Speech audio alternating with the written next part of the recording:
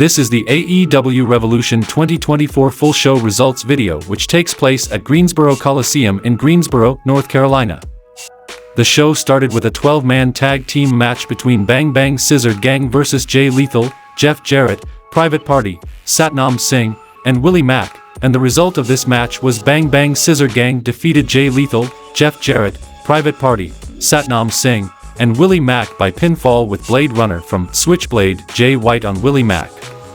Post-match, Jay White gets on the mic and tells everyone to listen and then to throw their guns up, and he talks about how great the fans in Greensboro are and hypes up tonight's card as well as the Bang Bang Scissor Gang and AEW before teasing that he might have some big business of his own to handle on March 13th.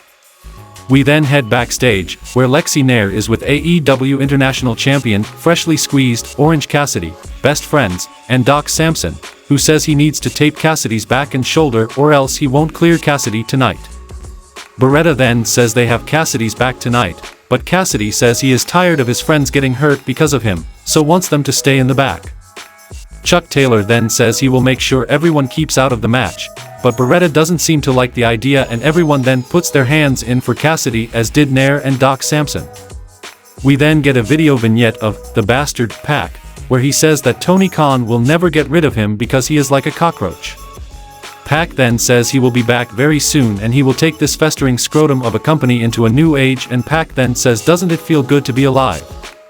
The next match happened between Julia Hart and Sky Blue vs. Chris Statlander and Willow Nightingale, and the result of this match was Chris Statlander and Willow Nightingale defeated Sky Blue and Julia Hart by pinfall with the Dr. Bomb from Nightingale on Sky Blue.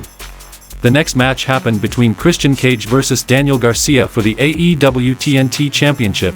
During the match, Christian distracts Edwards, Killswitch hits a chokeslam to Garcia, and then Daddy Magic, Matt Menard comes down to even the odds and puts Killswitch into the steps. He blocks a slap from Mother Wayne, Killswitch comes back over to fight him and they brawl to the back, and then Mother Wayne does the interference, and Nick Wayne attacks Garcia, and then Christian hits Killswitch and defeated Daniel Garcia by pinfall to retain the AEW TNT Championship.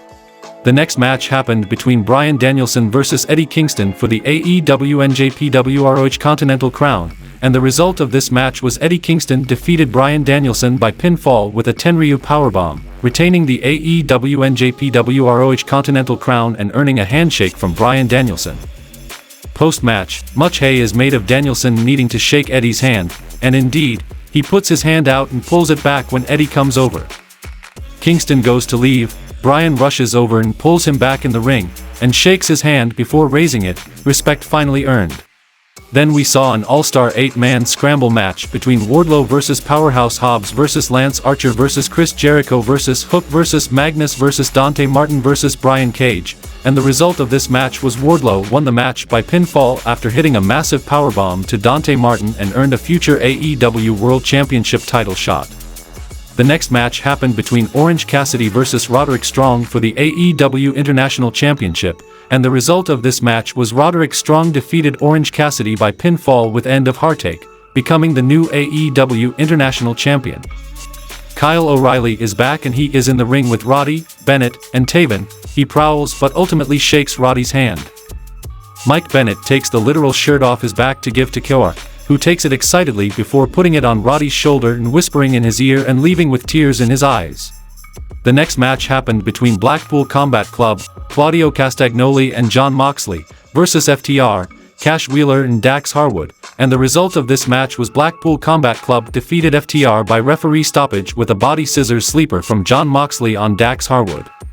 The next match happened between Deonna Purrazzo vs. Toni Storm for the AEW Women's World Championship, and the result of this match was Toni Storm defeated Deonna Purrazzo by pinfall with Storm Zero, retaining the AEW Women's World Championship.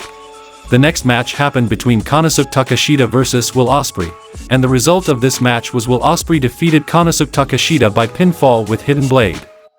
Post-match, Kyle Fletcher and Don Callis come to the ring to celebrate as Ospreay gives Takeshita some head pats for a job well done, then Kyle and Will embrace in the ring as we're informed they'll be having a wrestle on Dynamite.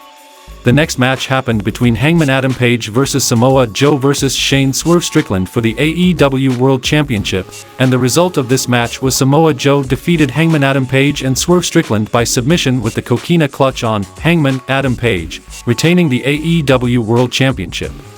In the main event of the show, we saw a tornado tag team match between Darby Allin and Sting vs Young Bucks, Matthew and Nicholas Jackson, for the AEW World Tag Team Championship. Nature Boy, Ric Flair makes his entrance to be at ringside for Sting's retirement, and Ricky, the Dragon, Steamboat makes his entrance to be a special guest timekeeper. After a fantastic battle, the result of this match was Darby Allin and Sting defeated Young Bucks by submission with a Scorpion Deathlock from Sting on Matthew Jackson, retaining the AEW World Tag Team Championship. Post-match, Darby and Sting celebrate and Allin says they got 3 minutes left and asks the crowd to show some love for the Stinger. Sting thanks the audience, Ric Flair and Darby Allin, and then he said he has to wait because he's getting some cues and the show goes off the air.